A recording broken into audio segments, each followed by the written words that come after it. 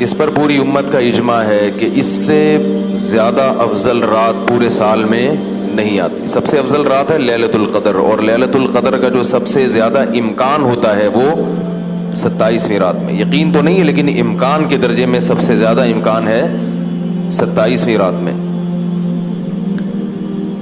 اس رات میں رسول اللہ صلی اللہ علیہ وسلم نے دعا سکھائی, اللہم انک عفو تحب العفو فاعف عنا. اے اللہ تو سراپا عفو ہے, معافی کو پسند کرتا ہے, تو ہمارے گناہوں کو معاف کر دے. یہ وہ عمل ہے جو نبی صلی اللہ علیہ وسلم نے ہمیں اس رات میں کرنے کے لیے بتایا ہے, یعنی یہ دعا مانگی جائے کثرت سے. اس دعا میں کیا سکھایا گیا ہے, اس میں اشارہ کیا دیا گیا ہے, معافی مانگی جاتی ہے کوتاہیوں پر. سمجھ میں آ رہی ہے بات؟ معافی کس پہ مانگی جاتی ہے؟ کوتاہیوں پر. آپ نے کسی سے سوری کی, بھائی سوری, تو وہ کہے گا کس بات پہ سوری کر رہے ہو؟ تو آپ کہیں کہ بھائی وہ مجھ سے غلطی ہوئی تھی, اس بات پہ میں آپ سے سوری کر رہا ہوں. تو وہ کہے گا ٹھیک ہے کوئی بات نہیں, آپ نے سوری کر لی, بس آئندہ نہیں کیجیے گا, آئندہ خیال رکھیے گا. آپ کہیں کہ نہیں کروں گا تو وہ غلطی میں دوبارہ بھی, تو یہ سوری پھر سوری کہلائے گی؟ بولے بھائی, یہ سوری پھر سوری نہیں کہلائے گی. سوری ہو, معافی ہو, معذرت ہو, یہ ایک ہی چیز کے مختلف نام ہیں, مختلف تعبیرات ہیں. تو اس سے ہمیں پتہ چلتا ہے کہ اس رات میں جو اللہ کے رسول صلی اللہ علیہ وسلم نے ہمیں دعا سکھائی ہے کہ اللہ تو سراپا معافی ہے, معافی کو پسند کرتا ہے, ہمیں معاف کر دے. تو یہ ہم سوری کر رہے ہیں نا اللہ تعالیٰ سے, تو اس سے پتہ چلتا ہے کہ ہم گناہوں سے کیا کر رہے ہیں؟ توبہ. تو اس سے یہ بھی ثابت ہوا کہ یہ رات توبہ کی رات ہے. شاید میں اپنی بات سمجھا نہیں پا رہا. یہ ثابت ہوتا ہے نا کہ یہ رات, تو جی بولے نا بھائی, یہ رات کس چیز کی رات ہے؟ توبہ کی رات ہے, گناہوں سے توبہ کرنا.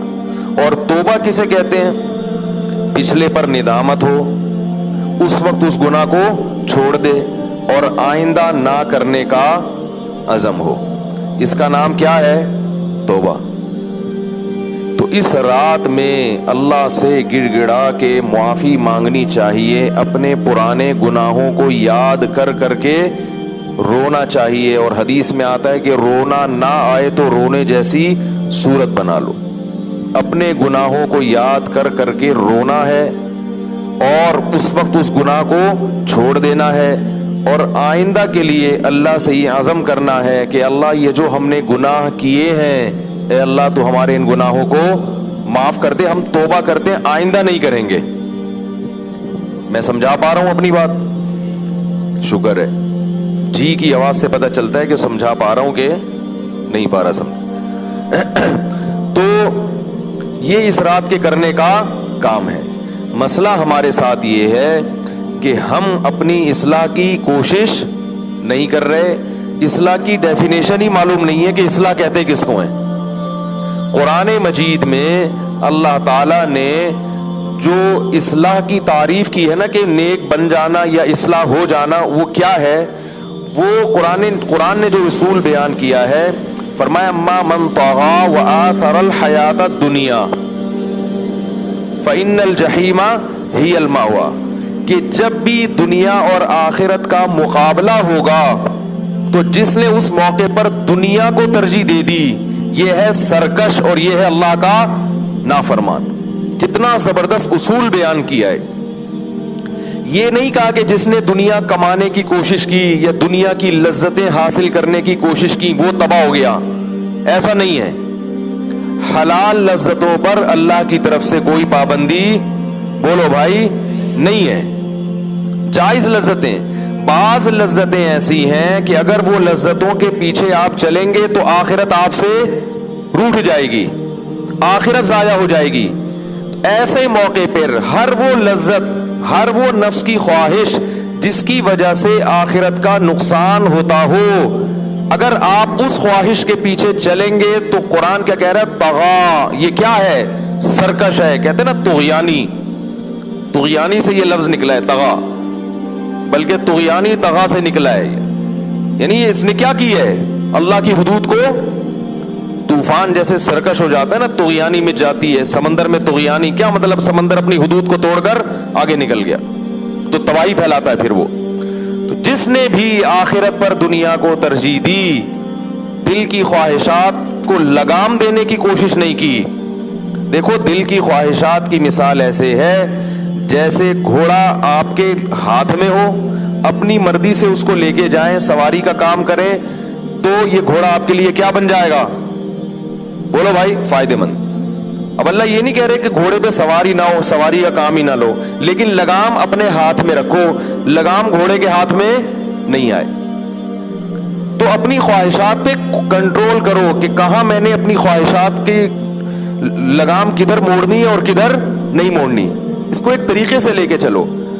آپ نے کیا کیا؟ گھوڑے پہ سوار ہوئے کہ گھوڑا تو بڑا مفید جانور ہے, اور اس کی لگام گھوڑے ہی کو پکڑا دی بھائی تو پھر گھوڑا اپنی مرضی سے لے کے جائے گا آپ کو, آپ کی مرضی سے نہیں چلے گا, پھر وہ کہیں بھی کھائی میں گرا سکتا ہے. تو بیائی نہیں ایسے ہماری جو زندگی گزر رہی ہے اس کی حالت یہ ہے کہ ہم نے نفس کی لگام کو ڈھیلا چھوڑ دیا ہے اور ہم نفس کے غلام بن گئے. ہماری خواہشات ہمیں جہاں چاہے لے کے جا رہی. تو آج کی رات سب توبہ کریں, جتنے بھی ہیں یہاں نوجوان خاص طور پر, کہ بھائی ہم نے پورے سال بیہودہ فلمیں, بولو بھائی وقت کم ہے نا تو میں ٹو دا پوائنٹ بات ہی کر رہا ہوں, جلدی جلدی تمہیدیں نہیں باندھوں گا زیادہ, ورنہ یہاں تک آنے میں کافی ٹائم لگتا ہے. میں اس ادھر تک پہنچنے میں نا, بیہودہ فلموں تک اور فحش ویب سائٹس اور لڑکیوں سے حرام دوستیاں, یہاں تک کافی ٹائم لگتا ہے. لیکن ابھی ہم ڈائریکٹ پہنچ گئے, وقت کم ہے اور مقابلہ کیا ہے, کیونکہ آپ لوگ پورے سال میں ایسے پکڑائی میں نہیں آؤ گے. پورے سال جو روحانی ہسپتال ہے اس میں علاج کے لیے نہیں آؤ گے. تو ابھی ہم یہ نہیں کہ آپ کو چھوٹی بڑی ٹیکے لگاؤ, انجیکشن لگا کے فارغ کرو لوگوں کو. تو بھائی جتنے نوجوان یہاں بیٹھے ہیں توبہ کریں کہ ہم حرام دوستیاں, دیکھو یہ بڑے بڑے جرائم ہیں, اجتماعی سطح پہ ہو رہے ہیں یہ, ان جرائم کو جرائم سمجھنا چھوڑ دیا ہے. فحش فلمیں اس کو جرم سمجھنا چھوڑ دیا ہے. توبہ کریں اس سے. اور سب سے بڑا حکم اسلام میں کیا ہے؟ نماز کی. یہ تو سب سے بڑا حکم ہے نا, اکبر الکبائر کہا گیا ہے. اکبر الکبائر, موبقات, ہلاک کرنے والے گناہوں میں. تو بھائی جتنے لوگ بیٹھے ہیں مجھ سمیت, میں بھی اس کا پابند ہوں کہ میں بھی اپنا محاسبہ کروں. آج کے بعد انشاءاللہ موت تک کبھی بھی نماز قضا نہیں ہوگی. اس گناہ سے آج رات ہم نے توبہ کرنی ہے. سوری کر رہے ہیں نا ہم اللہ سے, تو اللہ کہے گا نا کس چیز پہ, اے اللہ اب تک نمازوں میں سستی ہوئی, ہم تجھ سے عزم کرتے ہیں, توبہ کرتے ہیں کہ آئندہ کے بعد نماز نہ سفر میں نہ حضر میں. اور اپنے گھر کی خواتین کو بھی بتائیں کہ شاپنگ کرنے جاتی ہیں, کہیں بازار میں جاتی ہیں, بازار میں نماز چھوڑنے کی اجازت نہیں ہے. مسجد میں جا کے پڑھیں, کسی بھی طرح سے پڑھیں, نماز قضا کرنے کی اجازت نہیں ہے. اسی طرح حقوق العباد میں جو سب سے بڑا حق ہے وہ کس کا ہے؟ بولو بھائی, والدین کا. اللہ نے حکم دیا کہ نفل نماز میں اگر والدین پکاریں تو ان کی پکار کا جواب دینا ہے. اور ہم گھروں میں دیکھ رہے ہیں کہ بیٹا ٹی وی کے آگے بیٹھا ہے, باپ پکارتا ہے, وہ جواب اللہ نے کہا نماز توڑ دو, اور یہ ڈرامہ نہیں چھوڑ رہا. کتنا بڑا جرم ہے. بیٹی کو ماں پکارتی ہے اور وہ واٹس ایپ پہ لگی ہوئی ہے, فیس بک پہ لگی ہوئی ہے, اور ماں کی پکار کا جواب نہیں دیتی. یہ جرائم جو ہو رہے ہیں, تو ان جرائم سے کیا کرنا ہے بھائی؟ بولو بھائی, توبہ کرنی ہے. آج اللہ سے گڑ گڑا کے مانگنا ہے کہ اللہ میں یہ گناہ چھوڑ رہا ہوں. اور بھائی معذرت کے ساتھ ہمت کر کے داڑھی بھی رکھ لو. ہمت کر کے کیا کر لو, کچھ بھی نہیں ہوتا. لوگ کہتے ہیں میں ملا سا لگوں گا, مولانا سا لگوں گا. میں ابھی تو میں سمپل مسلمان نظر آ رہا ہوں, داڑھی کے بعد میں کیا لگوں گا؟ مولوی ٹائپ کا لگوں گا میں. کچھ بھی نہیں ہوتا بھائی مولوی لگنے سے. داڑھی رسول اللہ صلی اللہ علیہ وسلم کا حکم ہے, تمام پیغمبروں نے رکھی ہے, تمام پیغمبروں نے. آپ صلی اللہ علیہ وسلم نے فرمایا 10 چیزیں پیغمبروں کی فطرت ہیں, صحیح حدیث ہے. اس میں ناخن کاٹنا اور غیر ضروری بالوں کا کاٹنا, اسی میں آپ صلی اللہ علیہ وسلم نے فرمایا اعفاء اللحا وقص الشوارب, داڑھی کا بڑھانا اور مونچھوں کا, بولے بھائی, کتروانا. یہ بھی فطرت ہے انبیاء کی. ہمت کریں, اللہ سے توبہ کریں, استغفار کریں. اور بہت سارے گناہ ہیں تو اس کی لمبی فہرست ہے. آپ جب اپنا محاسبہ کریں گے تو خود آپ کے سامنے وہ گناہ میں اپنا محاسبہ کروں گا، میرے سامنے میرے گناہ آئیں گے، آپ اپنا محاسبہ کریں گے، آپ کے سامنے آپ کے گناہ آئیں گے۔ تو یہ آج ہم نے کیا کرنا ہے بھائی؟ اللہ سے توبہ کرنی ہے۔ اور اس رات کی عبادت 1000 مہینوں کی عبادت کے برابر ہے، یہ قرآن کی آیت ہے۔ اور یاد رکھیں دعا سے بڑھ کر عبادت کوئی بھی نہیں ہے۔ تو اس رات کی دعاؤں میں قبولیت کا امکان 1000 گنا زیادہ، بول تو دیا کرے نا بھائی، بڑھ جاتا ہے، 1000 گنا بڑھ جاتا ہے۔ تو اب اگر کسی سے گناہ نہیں چھوٹ رہا، اپنی اصلاح نہیں ہو رہی، تو اللہ سے یہ دعا کر سکتا ہے کہ اے اللہ مجھے پیشانی کے بالوں سے پکڑ کے سیدھے راستے پہ چلا دے، جو گناہ میں چھوڑنا چاہتا ہوں نہیں چھوٹ رہے وہ مجھ سے چھڑوا دے، زبردستی چھڑوا دے۔ تو یہ دعا بھی تو مانگی جا سکتی ہے نا بھائی۔ اللہ تعالی ہم سب کو سچے دل سے گناہوں سے توبہ کرنے کی توفیق عطا فرمائے، تبھی پھر اللہ کی طرف سے جہنم کی آگ کی خلاصی کا وعدہ ہے، اور رمضان کی بہاریں اللہ ہماری زندگی میں بار بار رائے۔ اللہ تعالی عمل کی توفیق عطا فرمائے۔ سبحانک اللہم و بحمدک، نشہد ان لا الہ الا انت، نستغفرک و نتوب الیک۔